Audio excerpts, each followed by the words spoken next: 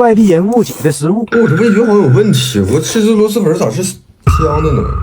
正宗的螺蛳粉不都是香的吗？哪个蝴蝶告诉你的？你以前螺蛳粉都白吃啊？那正宗螺蛳粉它就是香的。你可拉倒去吧！你的胃跟你一天吃不出啥正经玩意儿。你这么大一碗不够你吃啊？你光秃噜面条都有啥意思啊？这也不顶饿呀！给你掰一份。哼，你还说我螺蛳粉不正宗？你这肉夹馍里加青椒，它更不正宗。人那家店名就叫正宗陕西肉夹馍，我都吃老些年了。你怎么就不信呢？那肉夹馍里它就不加青椒。我信啥呀？人螺蛳粉本来是臭的，非得说人是香的。那正宗的肉夹馍它就加青椒的东西，你就非得说不加青椒，你自己吃。你买的羊肉被骗了，这没膻味，这好像是鸭肉什么的。不是，正宗的羊肉就不带膻味儿。我家旁边就内蒙古，膻不膻我不知道吗？哎，你这是假肉，我跟你说，那山羊，这不膻怎么是羊呢？你别逼我扇你啊！